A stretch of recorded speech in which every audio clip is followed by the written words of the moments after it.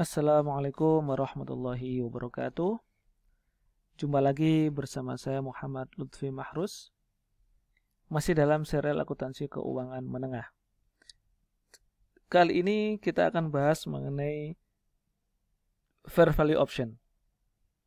Jadi kita tahu bahwa yang namanya liabilitas keuangan itu seperti yang dijelaskan sebelumnya dibagi dua ya. Ada yang diukur pakai amortized cost, ada yang fair value option atau fair value TPL ya, pada fair value TPL. Nah, sebelumnya kita membahas liabilitas jangka panjang ya, yang diukur sesuai dengan amortized cost. Dan kali ini kita akan bahas liabilitas keuangan yang diukur pada fair value through profit or loss, kondisinya yaitu fair value option. Jadi teman-teman sekalian, ada kondisi di mana perusahaan itu menggunakan fair value option. Atau kalau dalam hal ini ya kondisinya itu bahkan wajib ya menggunakan fair value. Seperti ada dua syarat perusahaan itu dalam tanda kutip wajib ya untuk menggunakan fair value option atau menggunakan fair value meskipun itu jangka panjang. Jadi kan harusnya kalau liabilitas jangka panjang itu secara umum pakai amortized cost atau biaya amortisasi, biaya perolehan yang diamortisasi, sebagaimana yang kita bahas sebelumnya. Namun dalam kondisi tertentu ini ada dua kondisi, salah satunya terpenuhi maka perusahaan dianjurkan atau bahkan diwajibkan untuk menggunakan pendekatan fair value dalam mengukur liabilitas jangka panjangnya, liabilitas keuangan jangka panjang. Apa kondisinya? Yang pertama adalah perusahaan mempunyai liabilitas jangka panjang. Terus kemudian liabilitas ini misalnya digunakan untuk membeli liabilitas membeli investasi trading gitu ya, digunakan untuk membeli investasi trading atau underlyingnya itu investasi yang trading, di mana investasi trading itu nanti akan diinvestasikan dan kemudian hasilnya akan digunakan untuk melunasi liabilitas jangka panjang tersebut. Jadi di sini ada liabilitas jangka panjang, terus kemudian ada underlying aset yang akan digunakan untuk melunasi liabilitas tersebut ya. Jadi di sini ada liabilitas, ada asetnya gitu. Nah, disinilah muncul accounting mismatch. Jadi di sisi lain tadi liabilitas jangka panjangnya itu harusnya dalam tanda kutip amortized cost. Kemudian yang investasinya, asetnya yang trading tadi itu nilai wajar ya, pakai nilai wajar. Sehingga tidak match nih, pengukuran asetnya menggunakan nilai wajar, sementara pengukuran liabilitasnya menggunakan amortized cost. Nah, untuk menghindari mismatch ini, yang pertama ini kalau kondisi seperti ini, maka perusahaan harus mengukur liabilitas ini menggunakan fair value. Itu namanya fair value option. Ya, kata-katanya fair value option, tapi sebenarnya malah jatuhnya ke wajib kalau hal ini, supaya tidak menimbulkan misinformasi gitu ya, supaya match antara yang aset dan liabilitas. Itu kondisi yang pertama.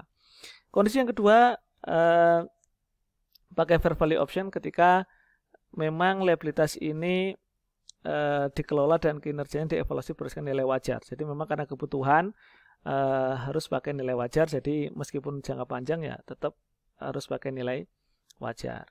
Nah, kalau pakai fair value option, maka yang perbedaan dengan yang amortized cost. Kalau amortized cost kan harga perolehan atau nilai awal ya, carrying amount awal, kemudian diamortisasi, ketemulah saldo carrying amount setiap akhir periode.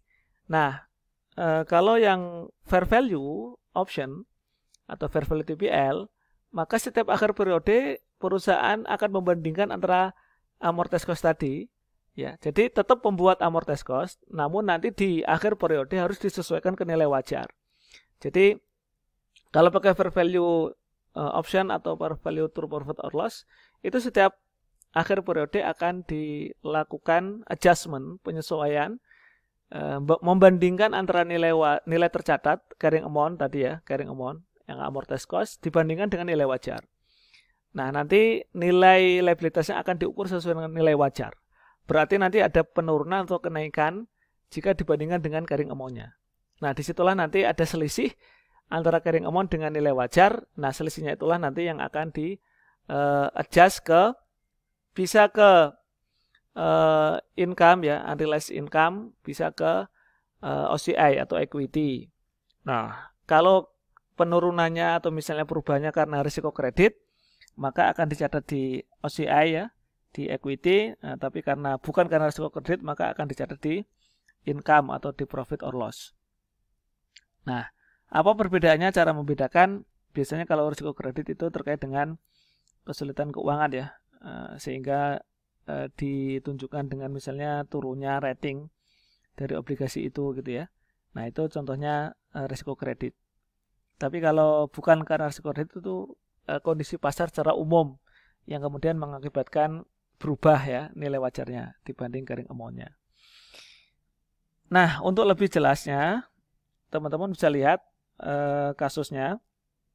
Ini obligasi ya, jangka panjang, nilai nominal $100.000, bunga kupon 9%. Jangka waktu 3 tahun, dibayar setiap 1 Januari ya, annually. Effective interest rate 10%, jadi kondisi diskon.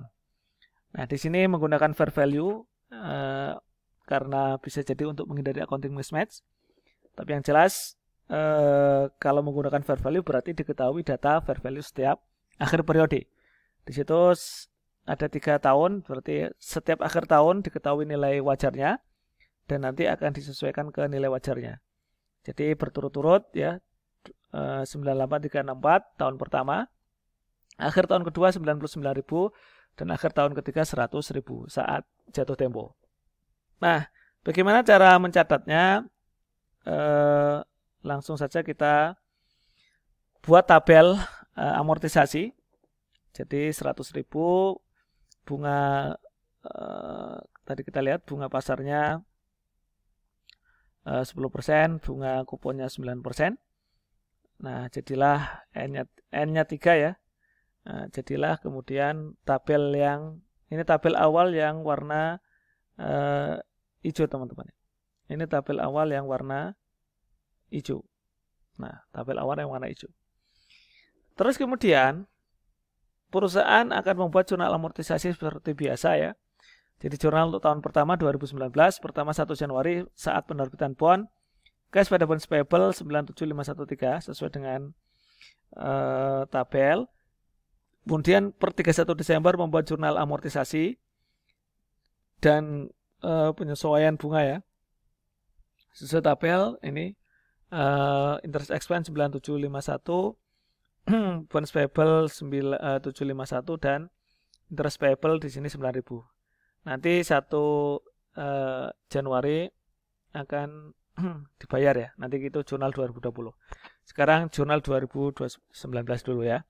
Nah, dengan membuat jurnal amortisasi ini maka carrying amount-nya bond di akhir tahun pertama adalah 98264.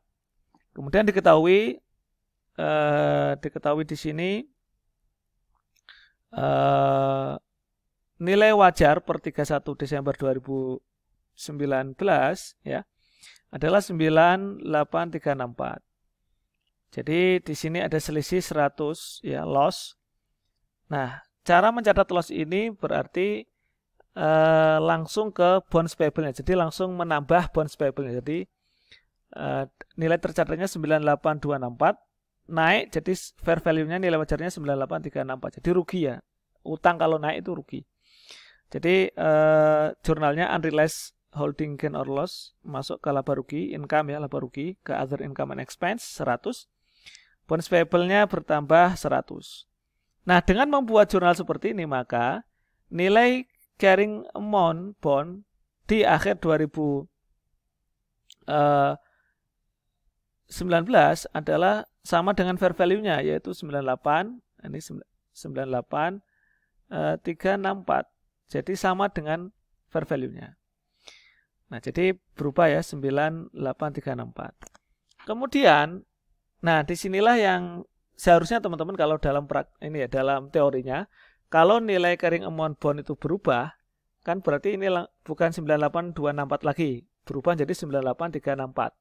Harusnya kita membuat jurnal penyesuaian ya, effective interest rate setiap akhir tahun. Jadi supaya tabel amortisasi kita tetap nanti di akhirnya 100 Jadi kita harus menyesuaikan effective interest rate setiap tahun. Tapi itu nggak praktis. Sehingga kita dalam pembelajaran kali ini kita menggunakan asumsi, dan dalam prakteknya ya, itu kita tetap pakai jumlah amortisasinya, tetap menggunakan tabel amortisasi yang semula. Jadi kita tidak perlu menyesuaikan tabel amortisasi. Yang disesuaikan memang carrying amount-nya yang berubah, tapi jumlah amortisasinya tidak berubah ya, jumlah diskon amortisnya. Jadi dalam hal itu berarti jadinya seperti ini. Di tahun kedua berarti tadi kan carrying amount bond di akhir tahun pertama kan 98364 ya. Kemudian berarti ini enggak jadi ya. Nah, maksudnya diganti 98364. Di akhir tahun kedua, jumlah amortisasinya tetap kita pakai tabel yang lama, yaitu 827. Jadi kita tidak perlu menyesuaikan tabelnya. Kemudian, tapi untuk menghitung carrying amount di akhir tahun 2020, itu kita menggunakan carrying amount yang sudah di-adjust. Jadi 98364 ditambah dengan 827. Jadi jadilah carrying amount-nya adalah 99191. Bukan pakai angka yang ini lagi, bukan 9901, bukan yang 99091 tabel awal, tapi sudah berubah 99191. Dari mana? Dari tadi fair value sebelumnya, karena sudah jadi carrying amount awal tahun ya sebelumnya, ditambah dengan diskon amortisasi ya, sesuai dengan tabel sebelumnya, kemudian ditambah 98364 ditambah 827 ketemu 99191. Nah, inilah carrying amount yang baru, inilah yang nanti akan kita bandingkan dengan fair value akhir tahun kedua, diketahui 109.000. Jadi ada penurunan dari 99 ke 191. Jadi ada gain 191. Nah, untuk jurnalnya, untuk 2020 pertama kita jurnal pembayaran bunga terutang ya, interest payable di 2019 kita bayar 1 Januari 2020. Terus kemudian di akhir periode kita membuat jurnal amortisasi. Nah, jurnal amortisasinya sama, yaitu dengan mencatat ini interest expense-nya tetap 9827, bonds payable-nya 827 dan interest payable-nya 9.000. Dengan jurnal ini maka nilai bond kita menjadi 99191. Karena bond payable yang sebelumnya berubah jadi 98364 ditambah 827 ya. Di sini ada amortisasi menjadi 99191. Nah, disinilah ada gain ya 191 karena nilai fair value tahun kedua adalah 99.000, jadi bonds payable berkurang 191 dari yang 99191 menjadi 99.000. Ada unrealized, ya, unrealized-nya masuk ke income profit or loss 191. Nah, begitu juga tahun ketiga ya, sama seperti itu. Tahun ketiga carrying amount-nya berarti mulai dari sini 99 ya. Karena ini fair value. Jadi mulainya dari fair value ya. Jadi setelah disesuaikan jadi fair value 99, maka 99 ini nanti akan ditambahin dengan amortisasi 909 menjadi 99909. Nah, diketahui fair value-nya 100.000, jadi ada loss ya, jadi kenaikan 91. Nah, loss inilah yang akan kita jurnal. Jadi jurnal tahun 2021 tahun ketiga, pertama menjurnal pembayaran bunga terutang ya, ini 9.000. Kemudian menjurnal amortisasi dan bunga terutang sama ya, sama dengan tabel awal. Nah, terus kemudian mencatat adanya loss 91. Jadi memang ini berbeda dengan caranya Keso ya. Di Keso memang contohnya tidak dijelaskan secara detail. Namun di sini kita menggunakan asumsi tadi. Jadi kalau ada fair value option, maka yang paling penting adalah bagaimana kita mencari carrying amount ya. Setiap akhir periode carrying amount-nya kan baru ya, terutama untuk tahun berikutnya. Berarti kita menggunakan fair value yang telah disesuaikan ditambah dengan amortisasinya masih pakai tabel yang awal. Jadi amortisasinya masih pakai tabel yang awal. Ya, demikian penjelasan mengenai fair value option. Semoga dapat dimengerti, tetap semangat. Sekian dari saya, mohon maaf kalau ada kekurangan. Assalamualaikum warahmatullahi wabarakatuh.